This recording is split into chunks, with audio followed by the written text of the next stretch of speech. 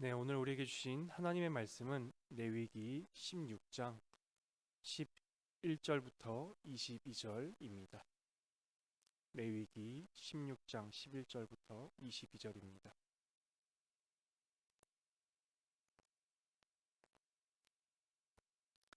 다 함께 합독하도록 하겠습니다.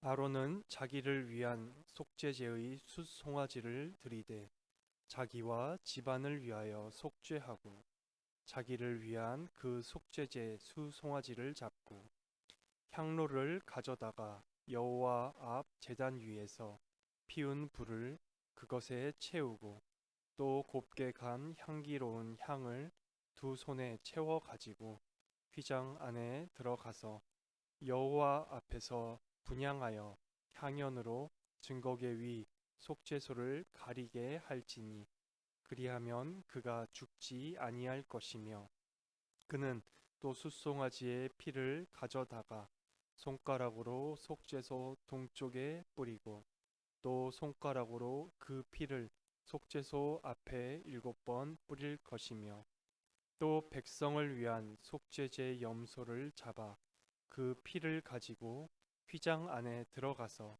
그 숫송아지 피로 행함같이 그 피로 행하여 속죄소 위와 속죄소 앞에 뿌릴지니 곧 이스라엘 자손의 부정과 그들이 범한 모든 죄로 말미암아 지성소를 위하여 속죄하고 또 그들의 부정한 중에 있는 회막을 위하여 그같이 할 것이요 그가 지성소에 속죄하러 들어가서 자기와 그의 지방과 이스라엘 온 회중을 위하여 속죄하고 나오기까지는 누구든지 회막에 있지 못할 것이며 그는 여호와 앞 제단으로 나와서 그것을 위하여 속죄할지니 곧 그 숫송아지의 피와 염소의 피를 가져다가 제단 귀퉁이 뿔들에 바르고 또 손가락으로 그 피를 그 위에 7번 뿌려 이스라엘 자손의 부정에서 제단을 성결하게 할 것이요 그 지성소와 회막과 제단을 위하여 속죄하기를 마친 후에 살아있는 염소를 드리되 아론은 그의 두 손으로 살아있는 염소의 머리에 안수하여 이스라엘 자손의 모든 불의와 그 범한 모든 죄를 아뢰고 그 죄를 염소의 머리에 두어 미리 정한 사람에게 맡겨 광야로 보낼지니 염소가 그들의 모든 불의를 지고 접근하기 어려운 땅에 이르거든 그는 그 염소를 광야에 놓을지니라. 아멘. 네, 어제에 이어 오늘도 우리는 이스라엘에게 속죄일을 통해 은혜를 베풀고 계시는 우리의 자비로우신 하나님을 만나게 됩니다. 오늘 본문을 묵상하고 주의하면서 어제 본문도 그러하였지만 오늘 본문도 역시나 예수 그리스도로 가득 차 있음을 보게 됩니다. 마지막 복음을 전할 때 자세히 풀어드리겠습니다. 11절부터 22절은 크게 세 부분으로 나눌 수 있는데 먼저 11절부터 14절까지는 대제사장의 정결 제의에 대해서 나와 있고 또 15절부터 19절까지는 백성들의 정결 제의에 대해서 나와 있습니다. 그리고 마지막으로 20절부터 22절까지는 바로 아사셀 염소에 대해 나와 있습니다. 오늘 본문으로 들어가 보도록 하겠습니다. 먼저 11절부터 14절입니다. 구약의 백성들은 자신들과 같은 죄인이 거룩한 하나님 앞에 서게 된다면 반드시 죽을 것이라고 생각을 했습니다. 또한 하나님께서도 이스라엘 백성들에게 그렇게 말씀해 주셨죠. 출애굽기 19장 21절입니다. 여호와께서 모세에게 이르시되 내려가서 백성을 경고하라. 백성이 밀고 들어와 나 여호와에게로 와서 보려고 하다가 많이 죽을까 하노라. 하나님과 죄인인 우리 사이에는 중보가 필요했습니다. 바로 출애굽 후에 가나안 땅에 들어가기 전에 우리의 중보는 모세였죠.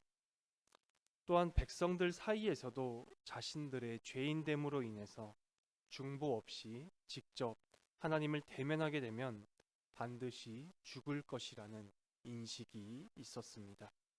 출애굽기 20장 19절입니다. 모세에게 이르되 당신이 우리에게 말씀하소서 우리가 들으리이다. 하나님이 우리에게 말씀하지 말게 하소서 우리가 죽을까 하나이다. 하나님께서 구약 시대에 즉 선지하신 예수 그리스도를 통해 직접 십계명을 말씀하신 후에 사람들의 반응이었습니다.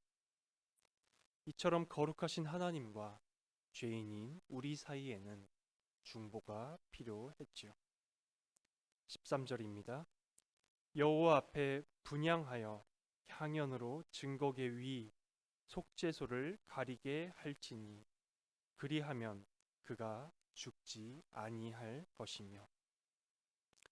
속죄일은 이스라엘 민족의 모든 죄를 대제사장이 다 짊어지고 하나님 앞에 나아가는 날이었습니다. 대제사장과 하나님 사이에 이스라엘 모두의 죄를 가려줄 무언가가 필요했지요. 여기서는 향연으로 증거계 위 속죄소를 가리게 하셨습니다. 13절의 향연이라고 번역된 단어는 히브리어 원어로는 구름을 의미하는 단어였습니다. 성경의 많은 곳에서 구름은 하나님의 임재하신 가운데 하나님의 거룩을 가리어 사람들의 죽음을 피하게 하는 역할을 많이 합니다. 신명기 31장 15절입니다. 여호와께서 구름 기둥 가운데서 장막에 나타나시고 구름 기둥은 장막 문 위에 머물러 있더라. 13절의 향연도 이스라엘 백성들의 죄를 가리어 대제사장을 살게 하는 그러한 역할을 합니다. 14절입니다. 대제사장이 속죄제의 수송아지와 순염소의 피를 가지고 집행했던 성결 의식입니다. 스가랴 3장 1절에서 5절의 내용을 살펴보자면 대제사장 자신의 죄와 이스라엘 백성 모두의 죄로 인해서 더럽혀진 대제사장을 성결하게 하는 바로 그 성결 의식이었습니다. 대제사장은 숫송아지의 피를 가지고 지성소에 들어가서 먼저 속죄소 동편에 피를 뿌린 후 속죄소 앞에 7번 뿌렸습니다. 속죄소는 어제 말씀드린 것처럼 언약궤를 덮고 있는 덮개였습니다. 다른 말로는 시은자라고도 불리기도 하지요.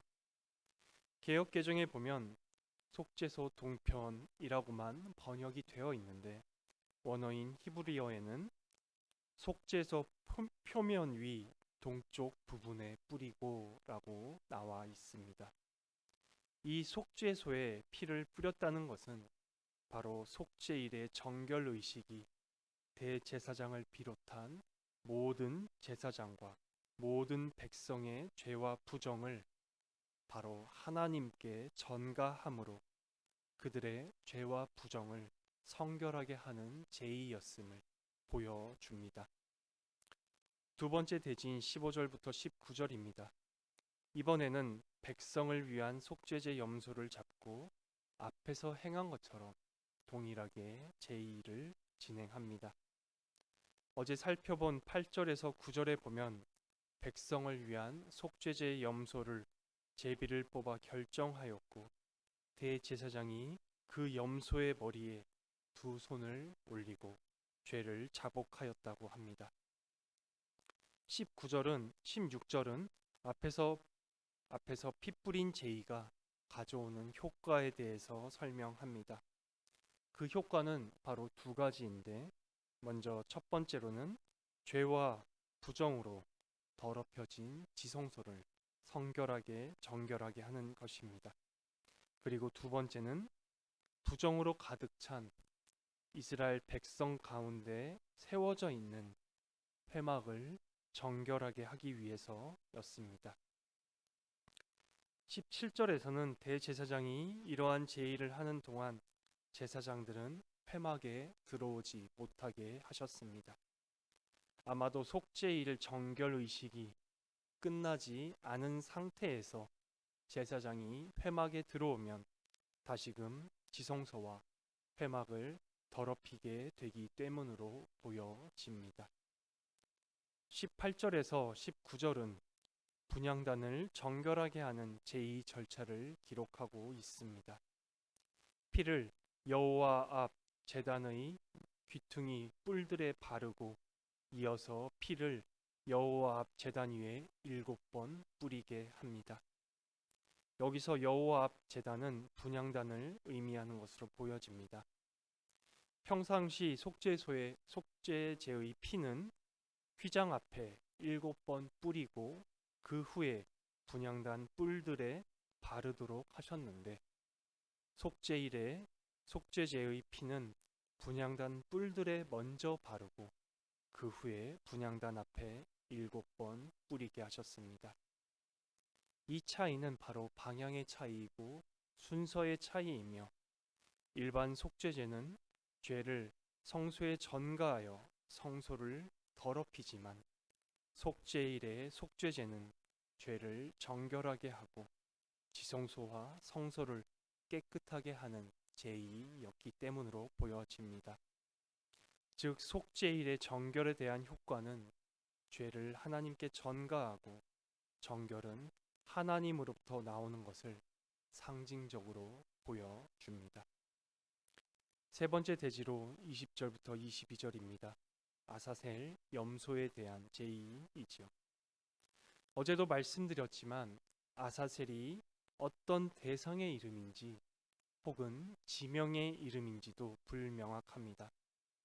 다만 아사셀이 어떤 대상이든 혹은 어떤 지명이든 바로 아사셀 염소의 역할이 중요한 것입니다. 성막에서 광야로 백성들의 죄를 제거하는 역할을 맡은 것이 바로 아사셀 염소이기 때문입니다. 백성의 죄를 속죄하기 위해 준비된 속죄 제물 순염소 2마리 가운데 한 마리는 벌써 하나님 앞에 속죄 제물로 바쳤고 남은 한 마리는 아사셀로 선택되었죠. 숫송아지와 순염소를 속죄 제물로 바쳤을 때처럼 아사셀 염소의 머리에 안수하고 이스라엘 자손의 모든 불의와 죄를 고백하며 아사셀 염소의 머리에 그 죄를 전가하였습니다. 그 아사셀이 광야로 보내지는 동안에 10개의 텐트가 마련되어 있었고 미리 정한 사람이 다음 텐트까지 안내하면서 서로 교대하며 그 아사셀 염소를 접근하기 어려운 땅까지 안내하였습니다. 미시나라는 유대교 율법을 해석한 미시나에 따르면 그 미시나의 전설에 따르면 처음 출발하였을 때 아사셀 머리에 묶었던 주홍실이 광야에 도착하면 희게 되었다는 전설이 있기도 합니다. 이것은 마치 이사야 1장 18절의 말씀과 같습니다. 너희의 죄가 주홍 같을지라도 눈과 같이 희어질 것이요 진홍같이 붉을지라도 양털같이 희게 되리라. 오늘 설교의 결론입니다. 속죄일을 통해 하나님께서는 이스라엘 백성들의 죄와 부정의 문제를 해결해 주셨습니다. 그로 인해 이스라엘 백성들은 하나님과 다시금 화목을 누리며 살게 되었죠. 오늘 설교의 복음입니다. 속죄일 안에 들어있는 내용들을 살펴보고자 합니다. 아론은 향연으로 하나님 앞에서 자신과 이스라엘 백성 모두의 죄를 가리워야 했습니다. 하지만 우리는 완전한 중보이신 예수 그리스도 안에서 하나님 앞에 늘 언제나 담대히 나아갈 수 있습니다. 숫송아지의 피와 순염소의 피는 그리스도께서 십자가에서 흘리실 피를 미리 보여주는 예표입니다. 또한 속죄소에 피를 묻히는 것은 이스라엘 모두의 죄를 하나님께 전가하는 것입니다. 이것 또한 우리의 죄가 예수 그리스도께 전가되어 그리스도께서 십자가에서 죽으실 것에 대한 예표이지요. 대제사장이 성소의 휘장을 열고 그 안에 들어가는 것 또한 우리가 어제 살펴본 것처럼 예수 그리스도께서 모든 인류의 죄를 대신해서 죽으시는 것을 미리 보여줍니다. 또한 속죄제를 통해 죽이는 것 또한 그 속죄 제물을 죽이는 것 또한 그리스도의 십자가에서 죽으심을 미리 보여줍니다. 그리고 속죄제를 드릴 때 그 짐승에게 죄를 전가하는 것 역시도, 그리고 안수하는 것 역시도 예수 그리스도의 대속 사역을 미리 보여줍니다. 뿔도 제가 예전에 성경에서는 구원을 의미한다라고 말씀을 드렸었습니다. 그리고 마지막으로 아사셀 염소가 이스라엘 백성의 모든 죄를 대신 지고 광야에 가는 역할도 역시나 예수 그리스도의 대속 사역을 미리 보여주는 예표입니다. 이처럼 오늘 본문 안에서만 살펴보아도 온통 예수 그리스도의 대속 사역이 가득 차 있습니다. 위대하신 그리스도께서 이루신 이 십자가의 대속을 함께 찬양합니다.